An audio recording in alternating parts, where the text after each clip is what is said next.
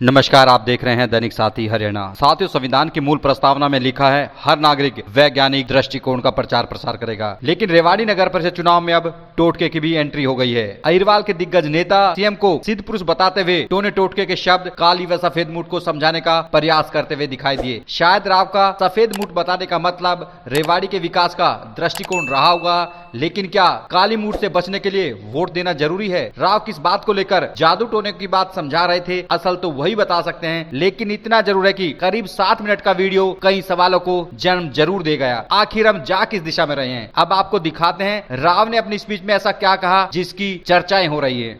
मैं ज्यादा समय नहीं लूंगा, एक कहानी आज आपको बताना चाहता हूँ, क्योंकि ज्योतिर भाई फूले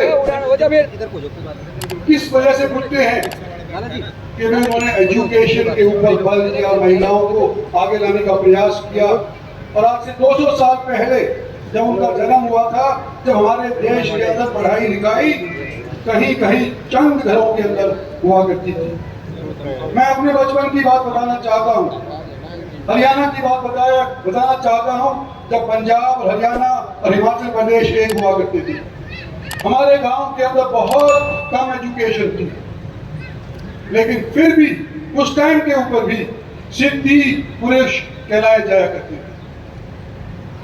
और हमारा आश्रम है, उसके पीछे एक मुसलमानों का गांव था, वहां पर उनके कब्रिस्तान है अभी भी। और जो सिद्धि पुरुष है वो 2 किस्म के होते हैं, एक तो तांत्रिक होते हैं, वो काली विद्या जानते हैं, और एक नेक पुरुष होते हैं जो राम राम जप करके सफेद विद्या जानते हैं। और एजुकेशन जब नहीं थी, और मैं जब छोटा था, मुख्यमंत्री जी आपको भी पता होगा कि देहात के अंदर ये चर्चा हुआ करती थी कि ये सिद्धि पुरुष या तो काला मंत्र पढ़ते हैं तो काली मूठ छोड़ते हैं। आपने सुना है मूठ क्या होती है? मेरी उम्र के लोग तो जानते होंगे कि मूठ क्या होती है। मेरी बात आगे तक चैन से सुनो। जो जाकर के कब्रिस्तान के अंदर मुर्दों के साथ बैठ करके विद्या प्राप्त करते हैं, तांत्रिक, उनको सिद्धि आ जाती है और वो काली मूठ छोड़ते हैं। किसी का अगर सर्वनाश करना हो तो मूठ छोड़ देते हैं, और वो खुदकती खेतों में से, नदी नालों में से, घरों के ऊपर से, पेड़ों के ऊपर से जाकर के जिसका सर्वनाश करना होता है उसके सर के ऊपर जाकर बैठ जाती है और उसका सर्वनाश हो जाता है। ये जवानों के लिए खास तौर के ऊपर बता रहा हूं। हो सकता है आज एजुकेशन का माहौल है, लोग इसके अंदर यकीन ना करते हो, लेकिन चंद लोग ऐसे पढ़े लिखे हैं, कौन सिंह जी, जो अभी भी इसके अंदर कभी कभी विश्वास कर लेते हैं।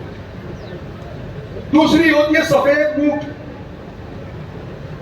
सफेद मूठ के ऊपर सफेद मंत्र पढ़ा जाता है, और सफेद मंत्र के जरिए किसी का इलाज करना हो, कोई बीमार हो, तो वो सफेद मुठ मंत्र मार करके और उस बंदे के ऊपर भेज देते हैं या उस जगह के ऊपर भेज देते हैं। सफेद मुठ जाकर के छाती पर बैठ जाती है, चाहे आदमी हो, मर्द हो, वीर हो, शहर हो, गांव हो, जहां पर जाकर के वो बैठ जाती है, वहां पर कोई आंका बक्का चलता नजर आता है, उसको सुधार देती है। कोई बीमार हो उसको सुधार देती है। तो आज आपके बीच के अंदर आपका प्रतिनिधि होने के नाते मैं आपसे यूं कह रहा हूं कि मेरे और मेरी पार्टी के न केवल केंद्र के अंदर, प्रदेश के अंदर भी 3-3.5 साल पड़े हुए हैं, और ये सफेद मूठ छोड़ने वाला व्यक्ति आज के दिन हमारे बीच है। हमारे मुख्यमंत्री सफेद मूठ छोड़ने वाले सिद्धि पुरुष हैं, और सभी जानते हैं कि सिद्धि पुरुष को राजी करना होता है तो आपकी कुछ भी बात मान लेगा, और अगर आप उसको राजी नहीं कर पाए तो आपके कान, उनके कान बंद हो जाएंगे, तो आपकी बात नहीं सुनेंगे। और सबसे आसान तरीका है सिद्धि पुरुष को राजी करने का कि जो वो चाहते हैं सो आज के दिन वो आप कर दो, आने वाले 3 साल के अंदर वो आपका काम कर देंगे।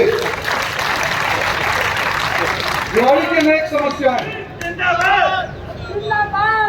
पानी की है, नालों की है, गंदे पानी की है, सूरज की है, सड़क की है, बिजली पानी की है।